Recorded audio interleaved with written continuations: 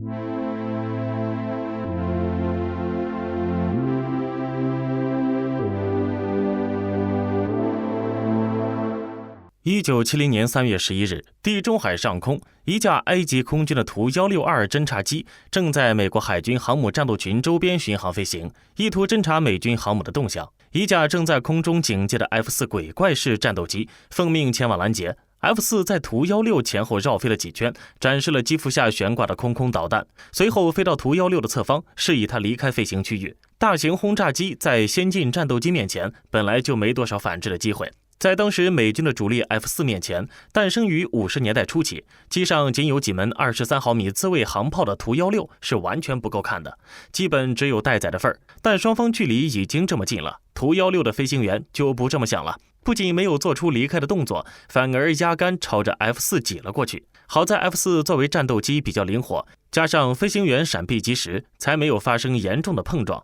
只是有点刮蹭。但 F4 机体小而紧凑，经不起这样的折腾，只好结束任务返回航母。图16则因为个儿大皮厚，虽然机身被撞了几个坑，但反而继续晃悠了很久才返回基地。提起事件的主角之一，图162侦察机是图16中程战略轰炸机的一种改型。说起来，最大载弹量9吨，载弹3吨时航程不超过6000公里的图16，在当时与 B-52、图95这样超级轰炸机相差太远。但图16作为苏联战略航空力量的重要组成部分，在整个50年代都保持着同级别轰炸机的领先地位。即便是苏联解体后，图16在俄罗斯也一直用到1994年才完全退役。而导致退役的原因，还有一部分是俄罗斯军费紧张，只能重点保证更先进的轰炸机服役。冷战初期，苏联急切地想缩短同美国在轰炸机发展方面的差距。尽管西方观察家们认为苏联在核轰炸机方面拥有数量上的绝对优势，然而实际情况却恰恰相反。苏联的航空器设计局在研制这类飞机的过程中承受着巨大的压力。在20世纪50年代，苏联在役唯一的远程轰炸机是图4公牛。鉴于这种轰炸机在性能上的局限，图波列夫设计局开始研制新型中程轰炸机作为其接班人。1950年，苏联开始研制新型轰炸机，设计编号为图88。1952年4月27日，配置2台 AM3A 型涡喷发动机的图88原型机进行了首次试飞。在与其竞争对手伊尔46型一起接受的评估过程中，图88型充分显示出了更高的整体性能。1952年后期，军方选择图88作为装备部队的主要机型，并将其命名为图16轰炸机。图16轰炸机机翼为悬臂中单翼双梁盒形结构，整个机翼由中央翼、左右内翼、左右外翼组成。中央翼装在机身上，与内翼在机身两侧对接，内翼可卸，平面形状呈梯形。在内翼上装发动机短舱的前中段及主起落架，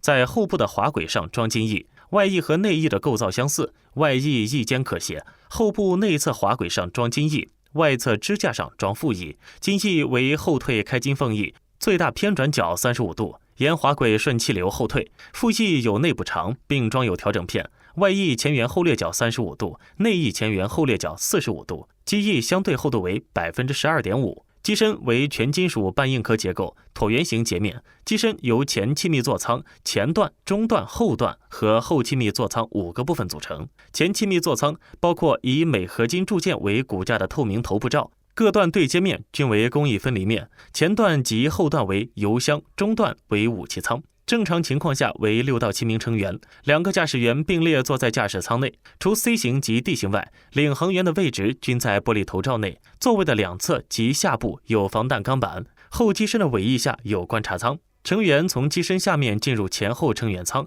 每名成员均有弹射座椅。在应急情况下，驾驶员向上弹射，其他成员向下弹射。图16轰炸机机长 34.8 米，翼展 32.93 米，机高 10.8 米，机翼面积 164.65 平方米，空重37200千克，最大起飞重量79000千克。动力系统为2台 AM3M500 或 PG3M 涡轮喷气发动机，最大速度 0.86 马赫，最大航程7200千米，续航时间约为7个小时。图16轰炸机的武器弹舱位于机身中段，载弹量9000千克，采用水平投弹方式轰炸。海上作战时可装载鱼雷或水雷。经过改装的图16可载单颗重量为2000千克的遥控炸弹，此外，飞机上装7门射速为1250到1350发每分钟的 AM-23型机炮，1门前炮是固定的，上下尾部活动炮塔各有2门机炮，3座炮塔组成飞机后半球的防御火力，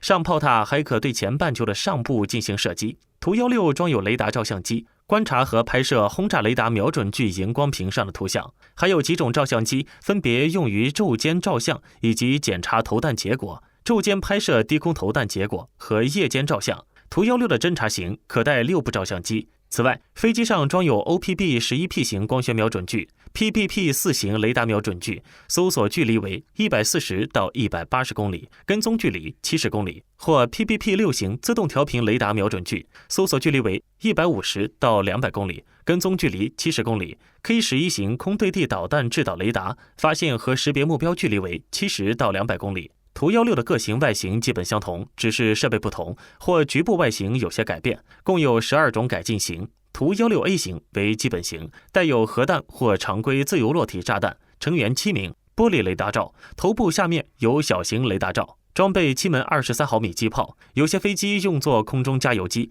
进行伙伴加油时使用独特的一间对一间加油技术，其中一部分 A 型被改作搜索救生用，机身下带有无线电操纵的大型救生艇。图16是苏联最早用来进行空中加油试验的喷气式飞机之一。苏联一开始是用的独特的一间加油方式，这样可以避开飞机前后近距离飞行时的不利气流影响。紧急情况下，两机分离也容易，但对接点远离飞行员目视，操作比较复杂。这种方式之前已经在图2、图4等飞机上做过测试，之后又移植到了图16上。在苏联服役的图16，另一个重要的任务是进行空投核武器试验。由于性能相对比较稳定，图16是苏联进行空投核武器测试最多的飞机。据统计，仅在1957年就投下了至少5颗原子弹，1958年又投了8次。同时，苏联第1颗氢弹、第1枚带核弹头的 K-10S 巡航导弹等，也都是由图16A 投放。1962年底，禁止核试验条约正式生效之前，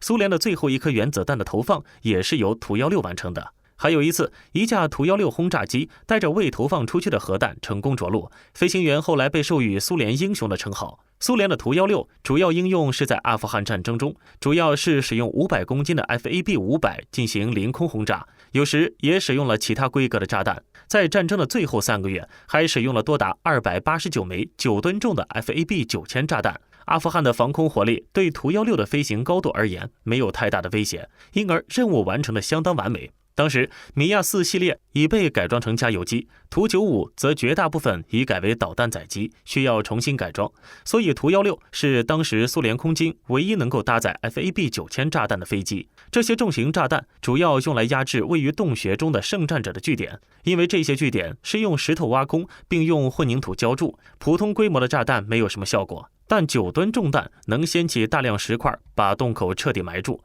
再要通开相当不容易。除了苏联自己使用以外，埃及60年代初就进口了各型图16共25架。伊拉克的图16也在两伊战争中多次出击，在一些对伊朗军事集结地的地毯式轰炸中战功卓著。另外，叙利亚和印度尼西亚也得到了一批数量不小的图16，印尼大概40架左右。图16的服役标志着苏联进入了喷气战略轰炸机时代，在苏联喷气式轰炸机的发展史上有着举足轻重的地位。从北大西洋上空观察美英航母舰队的监视者，到阿富汗上空播撒死亡之种的死神，活跃在世界各地的图16忠实地执行着苏维埃交给他们的使命。随着苏军从70年代中后期开始装备更为先进的图22M 逆火远程轰炸机，航程速度和载弹量都已经落后的图16完成了历史使命，逐步退出历史舞台。本期的视频就到这里了，请持续关注我们，既可以收看最新视频，又能浏览往期的精彩。欢迎在评论区留言，我们下期再见。